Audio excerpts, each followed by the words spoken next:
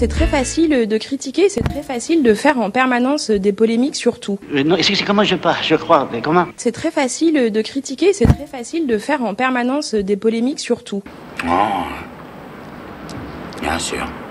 Moi, je suis au quotidien, au front, pour essayer d'expliquer aux Français ce qu'on vit en ce moment. C'est pas forcément tous les jours évident. J'ai dit que j'avais eu une formule qui était complètement débile et qui était tout à fait maladroite envers les enseignants. J'aurais pu prendre un autre exemple, ça aurait été mieux, parce qu'il y a des gens qui aujourd'hui ne peuvent pas travailler. Et le sens de ce que je voulais dire, c'était simplement qu'il n'y avait pas de contradiction entre le fait à la fois de dire que nos agriculteurs avaient besoin de gens pour récolter des fraises et des asperges en ce moment dans les champs partout sur le territoire, et expliquer en même temps qu'il fallait rester chez soi. Donc c'était simplement pour expliquer qu'on n'invitait pas à rompre le confinement pour aller à l'autre bout de la France. L'exemple des enseignants n'était pas le bon, je l'ai reconnu.